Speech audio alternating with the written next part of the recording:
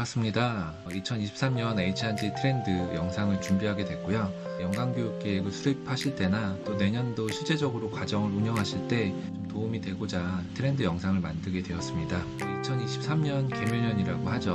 검은 토끼의 해인데 슬라이드에 나온 그 토끼들처럼 여러분들의 소망하는 목표나 계획들 모두 껑충껑충 뛰어서 달성하시길 기원하겠습니다. 그럼 트렌드에 대해서 말씀을 드릴 텐데, 먼저 첫 번째 그 내용은 트렌드가 어떻게 만들어지는지에 대해서 여러분들과 공유하려고 합니다. 이 트렌드라는 것이 굉장히 주관적이잖아요. 근데 어떤 방식으로 만들어지는지에 대해서 간단히 설명을 드리고, 두 번째는 트렌드를 만드는 방법으로 이제 HRD 트렌드에 대해서, 키워드에 대해서 여러분들께 설명을 드리고, 세 번째는 실제적으로 트렌드 키워드가 나오게 된 배경, 또 어떻게 HRD가 나아가야 되고 또 적용할 수 있는지에 대해서 설명을 드리도록 하겠습니다.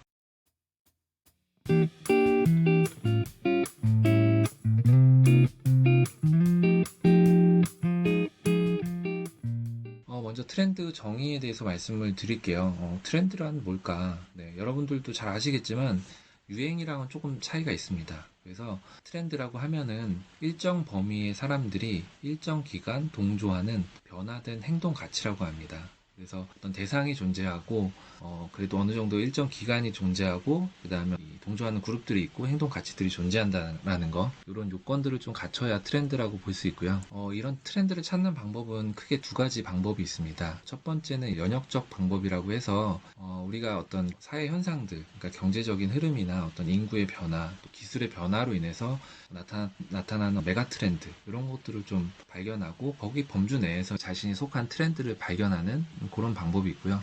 귀납적 방법은 그 반대로 이제 어떤 자잘한 현상들을 통해서 그거를 그룹핑하고 그것들을 이제 연결해 보니까 하나의 트렌드로 발견하는 그런 연역적 방법과 귀납적 방법이 있습니다. 그래서 두 가지 방법론이 있다라는 거 정도만 체크해 주시면 될 것 같고요. 저는 내년도 트렌드를 발견할 때 연역적 방법을 좀 사용을 했어요. 그래서 어떤 메가 트렌드적인 부분을 좀 발견하고 그 안에서 나타나는 그 HR 쪽 변화들 찾아서 트렌드들을 만들어 봤습니다.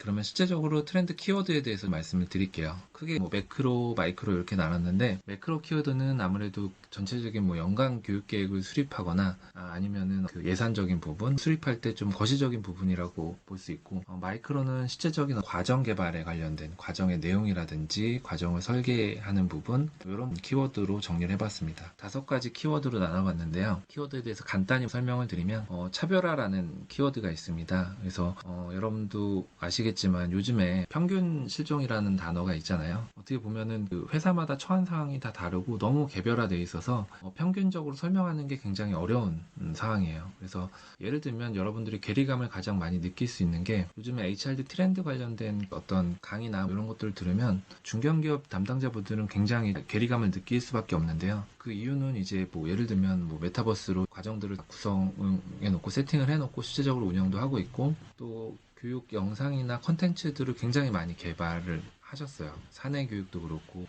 어떤 외부로 하는 교육들도 그렇고, 그리고 플랫폼도 잘 갖춰져 있고 송출하는 시스템도 잘 갖춰져 있고, 그러다 보니까 일반 담당자분들이 봤을 땐 너무 이제 괴리감이 느껴지겠죠. 오프라인 교육만 하고 있는 회사들도 솔직히 있거든요. 그래서 이후에 말씀드리겠지만 또 그런 오프라인 교육만 하는 회사들도 다 각각 다른 어떤 모습들이 나타나고 있어서 하나의 어떤 그룹을 잡아서 그 방향성을 제시하는 게 굉장히 어려운 상황이다라는 차별화라는 키워드가 있고요. 두 번째 이제 집중하는 라이트 디스트리뷰션이라고 해서 내년 경제가 굉장히 안 좋다라는 예상을 하고 있습니다. 그래서 안 좋은 환경 하에서 아무래도 예산이 삭감될 수밖에 없고, 특히 교육부서 같은 경우에 그렇고, 그러다 보면 이제 집중해야 될 영역들이 생길 텐데 그거를 어떻게 선별하느냐, 이런 얘기들을 좀 나눌 거고요. 마이크로적인 부분에서는 이제 크게 3가지를 말씀드릴 수 있는데, 마이크로적인 부분의 첫 번째는 일터의 의미라고 했습니다. 그래서 요즘에 대퇴사에 대한 이슈 이런 것들이 좀 많은데, 이런 것들에서 이제 그 발견할 수 있는 일터의 의미들, 성장과 자율이라는 키워드가 있는데 뒤에서 좀 더 구체적으로 말씀을 드리겠습니다. 두 번째 이제 혁신입니다. 아마 모든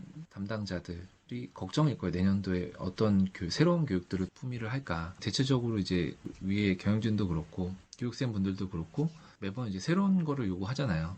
근데 모두 다 새롭게 할 수는 없고 그런 여러 가지 고민들이 들 텐데, 그런 혁신에 대한, 변화에 대한 키워드가 있다라는 거고, 세 번째는 이제 교육 더하기라고 해서 플러스 알파라고 했는데 그냥 교육으로 끝나는 게 아니라 뭔가 더 할 수 있는 플러스 알파 할 수 있는 이런 것들이 더 필요하다라는 거. 그리고 그것이 이제 관계적인 부분. 우리가 그 비대면 또 코로나를 지나면서 관계에 대한 니즈 이런 것들이 좀 더 생기고 인덱스 관계, 목적의 관계들이 많이 생겼다. 그런 관점에서 HRD가 추구해야 될 방향 이런 것들을 좀 설명을 해드리겠습니다. 그래서 이렇게 5가지 키워드인데요. 먼저 매크로 키워드부터 좀 말씀을 드리겠습니다.